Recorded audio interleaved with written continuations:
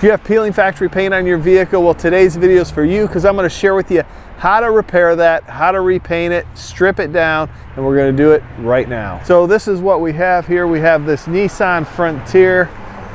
Good looking truck, but these had a issue with peeling paint. I think they had some problems with their primer, especially on white, just start to peel and flake off. We've got another area where it's peeling, and that's on this bedside right here. So today we'll get this problem corrected. I'm going to walk you through this process step by step. If you're a little ambitious, want to do this at home, save yourself some money, I'm going to share with you all the steps to do it yourself. Okay, so the first thing we need to do is we need to remove this bed rail protector. This particular one is just attached by double-sided tape.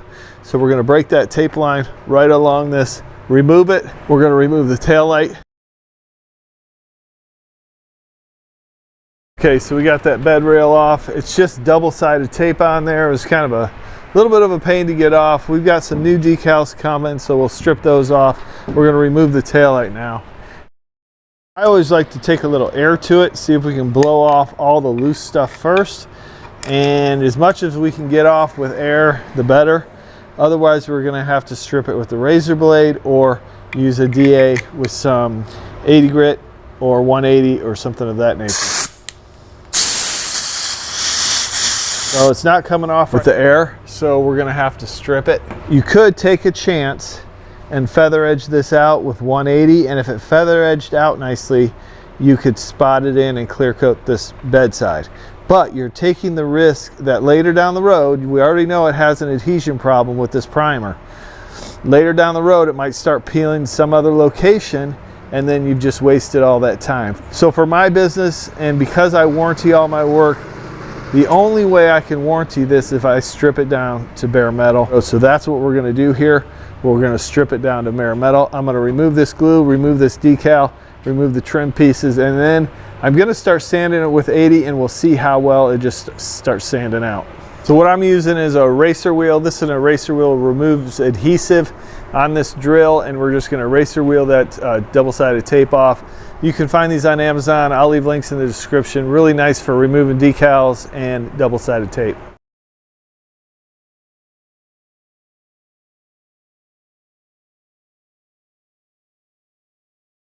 Okay, now we're going to start hitting this with some 80 grit on this orbital sander. We'll just feather edge it out, start stripping it off, and see where it goes.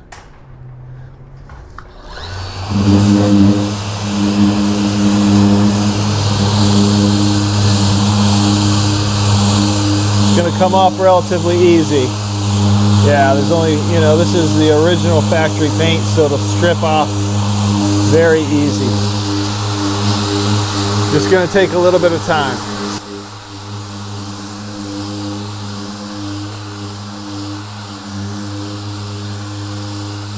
About half a minute, and there's what we got. So it's not going to take me long to strip this down. Let's strip it down, and then we'll go to the next step.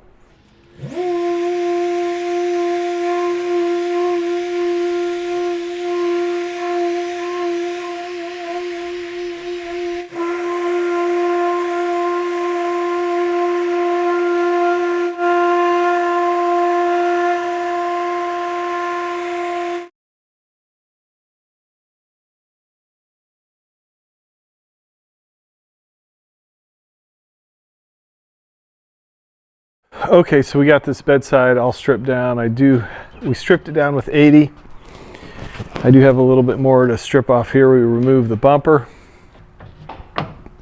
We're not stripping the gravel guard off the bottom of this bedside. I don't think it's necessary. We also got the hood stripped. Again, we use the Mirka dustless sander with 80 grit. Now we are going to use the DTM primer upol 2253. So in order to do that, we need to sand this with 180. So now that we've gone all over and got the paint stripped off, we're going to sand over this with 180 really well. We'll prep it properly, and then I'm going to primer it with the 2253.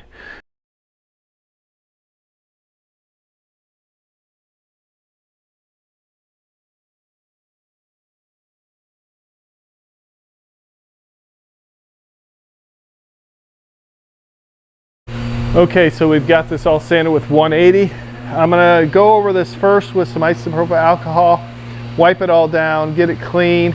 Then I'm gonna mix up the primer and we'll wash it once again just before we primer it with prep solvent.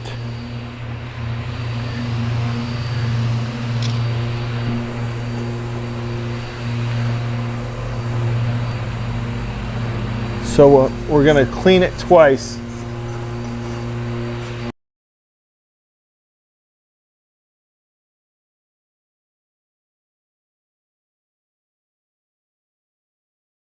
Okay, let's run some tape on this real quick. So all I'm gonna do is back tape these edges so we don't get any primer on the underside.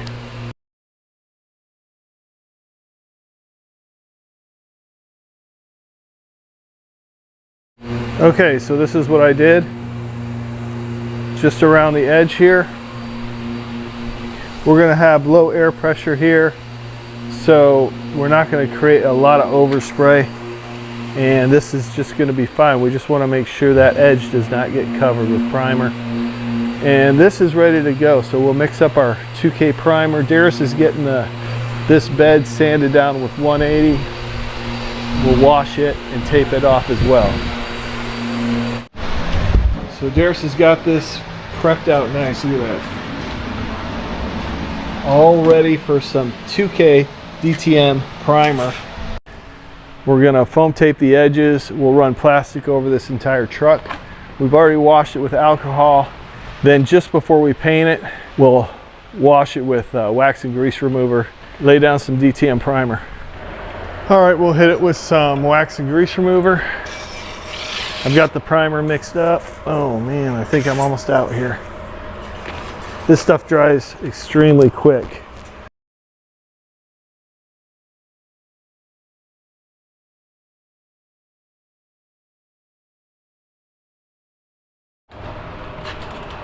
We got plastic over this. Darius is taping it up.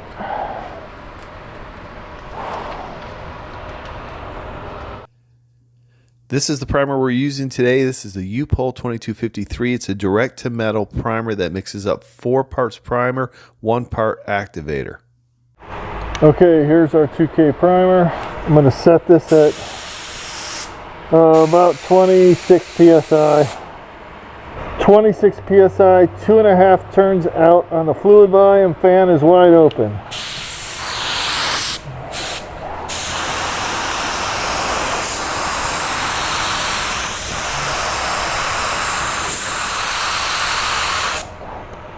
I'm going to do 3 turns out.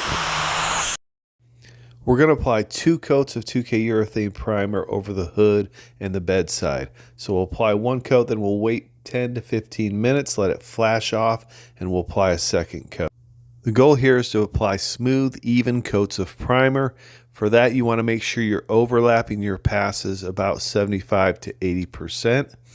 Because we want nice smooth coats, you want to make sure you're using the correct activator for the temperature you're spraying in. If you have an activator that's kicking too quickly, it's not going to allow that primer to flow out a little bit, so you might get more texture than you want, and then it may take longer to sand it out and block it out. I'm using the R500. This is a low volume, low pressure paint gun to spray this primer. And the tip size I'm using is a 1.5. Typically I'm using a 1.5 for primer. I use a 1.3 for base coat and clear coat. The larger tip size is going to allow a thicker product to flow out of the gun better.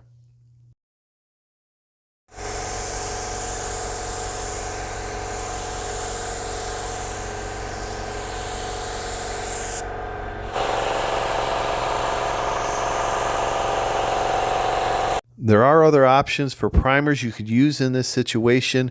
If you were doing a restoration project, you might want to use an epoxy primer. Let that cure a little bit, then you would apply a 2K urethane primer over top of it, and that would give you a good substrate to block sand smooth and straight, so you have a nice straight finish in your restoration project. For this situation, being that we are a collision shop and time constraints, we went ahead with the DTM direct to metal primer. It's the next day, the primer's dry, it's ready to be sanded, the hood's ready to be sanded. So what we're going to do now is we're going to sand this with some 600 grit sandpaper. What I'm going to do is put some guide coat over this entire hood just to make sure when we're sanding it, we can tell when all the texture's gone. If there's any scratches that remain, this guide coat's going to sit in those scratches and it's going to show us any high or low areas that might still be there.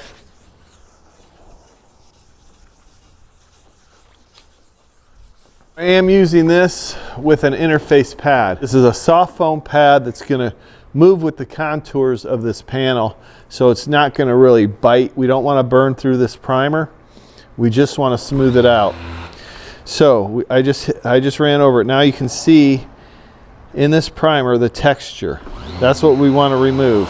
We want it to be as smooth as possible before we apply our base coat, so we can get a really good flat clear coat finish.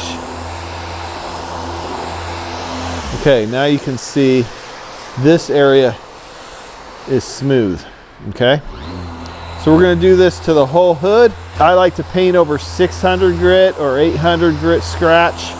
We'll finish up this hood and then we'll move on to the bedside. Okay, so after using the 600 for a little bit, it was just taking a little bit too long. This primer's a little bit thicker than I thought, so I want to knock this down real quick with 320. So I switched to 320. Now we'll have to go back over it with 600, but it's going to take less time to do it this way. And this vehicle is white, so technically we could paint over a 320 grit scratch, but I'm going to smooth it out real quick with the 320, and then we'll go back over it with the 600.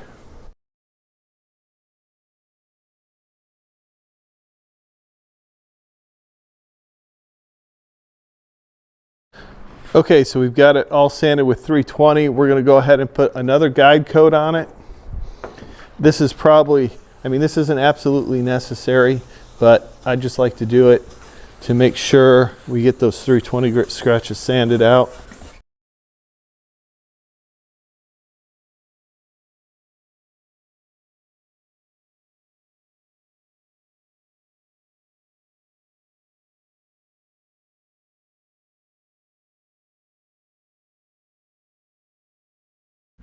Okay, so we got this all sanded with the 600. Then I went over it lightly with some 800, some areas. Now we have some burn through areas where we burn through into bare metal.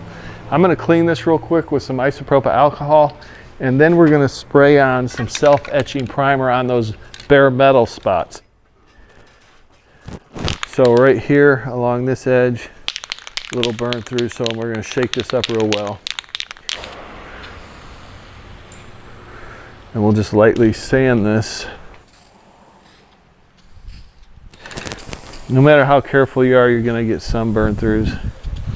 We'll do the same process to the bedside.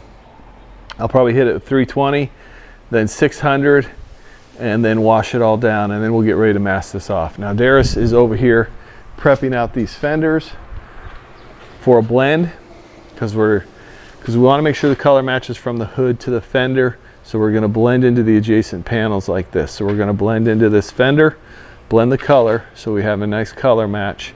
But he sanded this with 600.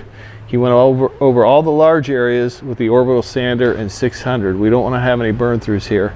And then he's going to go through by hand and hit all these shiny areas around the edges and get that all ready. He did remove the mud flap. This Nissan truck is all ready for paint. We scuffed that self-etching primer so we'd have a good adhesion, and then we went ahead and started masking it off. So we've got these panels nice and smooth, ready to spray a nice base coat, clear coat finish. Don't miss the next episode when we finish up this Nissan repair. Listen, if you have any questions about your project, leave them in the comments below. If you want to learn more about how to repair or restore your project, check out one of these videos now. I appreciate each and every one of you watching. We'll see you next time on Garage Noise.